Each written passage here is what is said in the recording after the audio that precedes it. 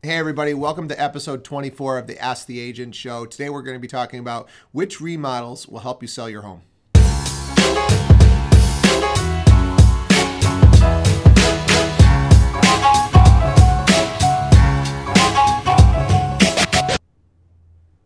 Hey everyone, thanks for joining us on this episode of Ask the Agent. We really want to get into this question that comes up just about every time that we list a house, and that is, which repairs should I make around the property? Wish there was a, quick answer for this one, but it's definitely going to be, it depends. And a lot of times, none is going to be the answer, right? So if you are bringing a house to market where it kind of meets the criteria of all the other houses in that neighborhood, making upgrades to that property is actually going to cost you more than you're going to turn around and be able to sell that for. So if you kind of meet the same standards as the competition that you're going to be putting up against, putting some extra money in to make some repairs, etc., the only thing it's going to do is maybe help your house to be the one that actually sells next.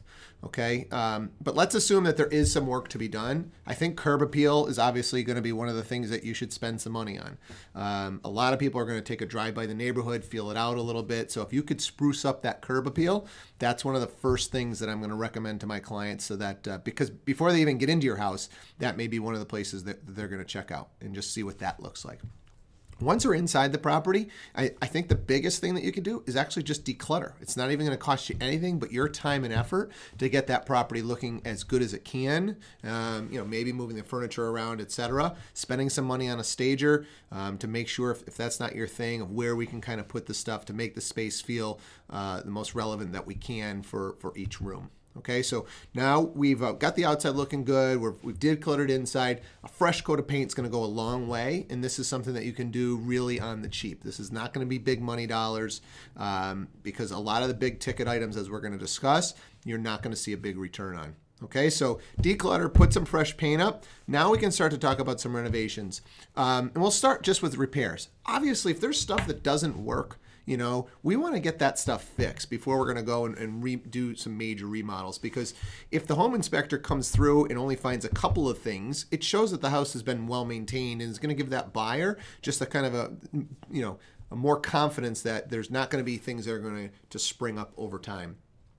If there are, a lot of things going on, but you fix them, nobody has to know that there was some deferred maintenance over time. You've gone ahead, you hire that electrician, fix some of the outlets, fix that leaky faucet, get some of those minor little things out of the way, so that you just don't have a laundry list that could scare off a buyer after they do their home inspection. So then the final piece of home repairs would be the big ticket items. So, we'll start with like the roof. If you're in a marketplace where you might be looking to attract some FHA buyers and you don't have a healthy roof, then yeah, this is something that you're going to need to do just to be able to sell the property. So you might as well do it ahead of time. I wouldn't expect to get any kind of a major return on that, but it will help you to actually sell the property. And then I'm going to actually refer to a little survey that Zillow did, a study, that Zillow did regarding some of the other major ways to spend money. So first of all, I'm going to tell you, basically this is going to be some returns on the dollar for the different upgrades that you can make inside the property. We'll start with the negative stuff, where not to spend your money.